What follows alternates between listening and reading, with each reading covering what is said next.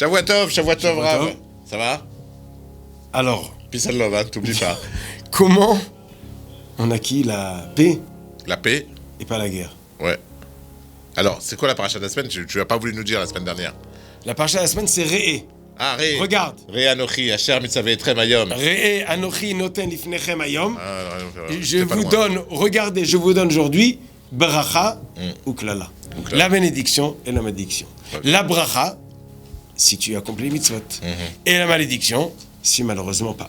Oui, c'est la même chose qu'on a vu la semaine dernière. Ah, alors qu'est-ce qu'on va voir dans cette semaine? Dans le Ve'ayar.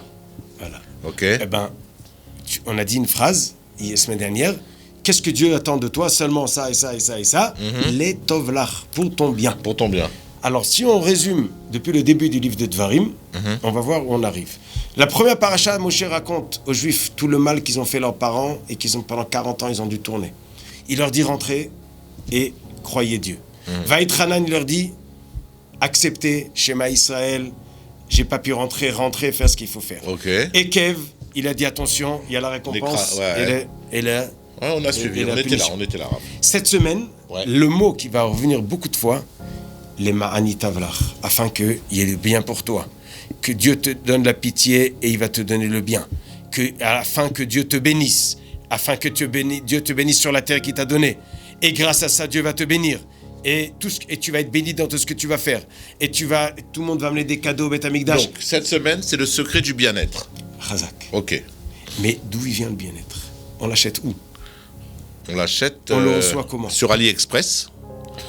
Et tu le reçois par la poste en 2 semaines en général. Alors, Re'e Anotri Noten Lifnechem Hayom Bracha ou Klala. La paracha nous raconte, attention, vous rentrez en Israël, il faut exterminer tous les peuples qui sont là, qui font l'idolâtrie. Parce qu'ils vont vous apprendre les mauvaises choses. Ok. Et je vous ai demandé, la semaine dernière, il y a 2 semaines, de accomplir toute la Torah. Maintenant, le juif va dire, mais pourquoi Dieu nous oblige ça?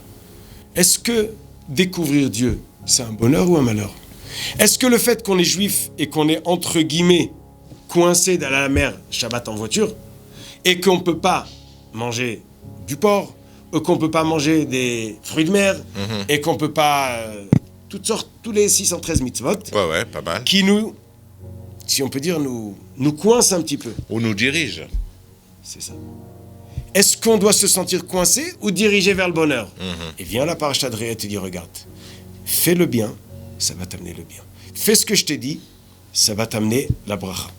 Et à la fin de la paracha, pas la fin, au Hamishi de la paracha, on a une liste de mitzvot où Moshe Rabbeinu nous ramène quelques mitzvot ensemble, où le centre de ces mitzvot-là, c'est le bien qui va sortir. Une mitzvah, il dit, c'est, par exemple, la mitzvah de Maaser. Aser te aser récolte vora zacha. Donne le Maaser de ta récolte, afin que je te bénisse, que Dieu te bénisse dans tout ce que tu fais. Ok. Donc, donne le maaser, donne le 10% ou le pourcentage de ta récolte aux Kohanim ou alors aux pauvres. Aux Kohanim, Lévim, les pauvres. Voilà, Ça, d'accord. et je te bénis. Voilà, c'est-à-dire que Dieu, il te dit, voilà, moi je te donne une somme d'argent, d'accord? Est-ce que tu peux la gérer pour moi? Ça veut dire que tu la gères bien, donc je te donne 100, tu peux donner 10 à telle personne et 10 à telle personne. Et le reste, c'est pour toi. En fait, je te prends comme mon gestionnaire.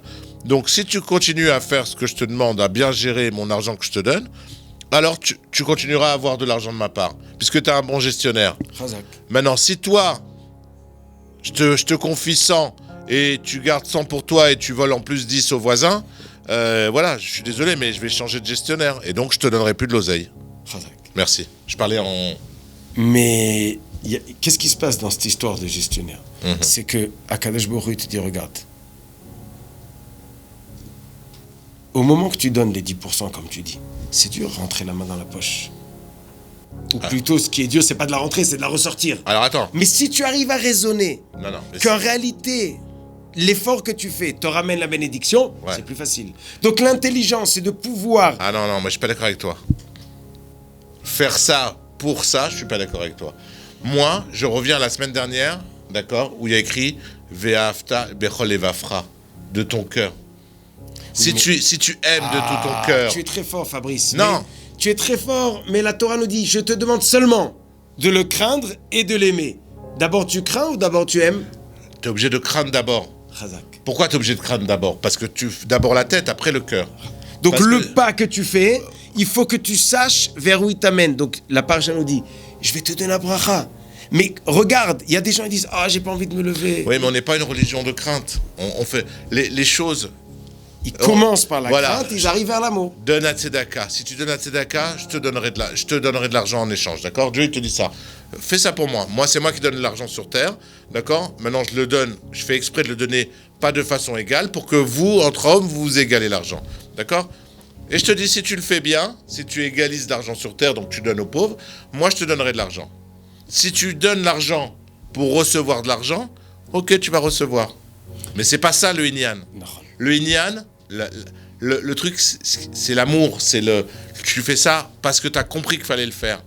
Alors, D'accord? on va- Et pas pour recevoir. Recevoir, c'est juste pour t'apprendre. D'accord? À un enfant, on lui dit, voilà, si tu fais pas ça, je te mets une tannée. Non, D'accord? plus que ça. Tu dis à ton fils, va à l'école. Papa, j'ai pas me lever. Allez, lève-toi à l'heure, je te donne un bonbon. Un bonbon. Pourquoi il va à l'école? Il y a Khasra à l'époque où un bonbon, ça faisait lever. Je te donne une PlayStation 4 avec les manettes, machin. Voilà. Un bonbon. Il y a un enfant maintenant qui regarde un bonbon. Mais en réalité, tu veux qu'il aille à l'école, pourquoi? Pour qu'il apprenne. Quand il va apprendre, il va pouvoir C'est réussir. pour son bien. Exact. Voilà. Mais il faut qu'avant qu'il remarque que c'est pour son bien, que je lui donne le Voilà. shohad. Donc quand tu vois, tu regardes. Tu donnes le maaser. À ce moment-là que tu gagnes l'argent. C'est dur à mettre la main dans la poche et sortir pour ton voisin. Mais je te promets qu'il y aura le bien de ça. Ça te permet de faire l'acte. Tu le fais d'abord par la crainte de Dieu, de peur de perdre, comme tu dis, de ne plus être le gestionnaire de Dieu. Et avec ça, ça t'amène à l'amour. Et là, tu vas faire bien. Et c'est la même chose les mitzvot. Dans ce monde, on fait des efforts de mitzvot. On n'arrive pas toujours à concevoir au moment de l'épreuve quel est le bien. Se retenir de faire quelque chose d'interdit. Tu es à la mer, je sais pas moi, tu as dit avec tes tongs là, à la mer. Ah, il y a une très bonne glace là-bas, je sais pas dans quel pays. Ouais. Mais pas cachère. Ah, je me retiens. C'est difficile. Ah, en 2 minutes, tu la rends cachère. Ouais, mais ils vont pas mettre de graisse animale dedans, c'est pas possible. En 2 minutes, tu la rends cachère. Et si tu arrives à ne pas rendre cachère ce qui n'est pas, et tu te retiens, et que tu sais qu'en réalité, cette chose-là qui est difficile, elle amène vers le bien, pouvoir raisonner grand et pas petit au moment de l'épreuve, ça t'amène le bien.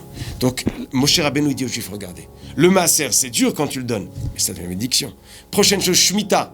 6 ans tu travailles à terre, 7 ans tu travailles pas. Tu vois ta terre vide toute l'année, c'est dommage, c'est dommage, c'est dommage. Baltachrit. Mais ça t'amène la bénédiction. Voilà, encore religieux, Baltachrit, tu as vu? Ouais. Il prend un élément religieux. Ouais. Après, Tzedaka. Après, Ha'anaka. Tu as un serviteur, il travaille chez toi. C'est quoi, Anaka? Ha'anaka, c'est un cadeau. Ouais. Tu as un serviteur qui travaille avec toi 6 ans, tu le renvoies, il a fait 6 ans. Tu l'envoies.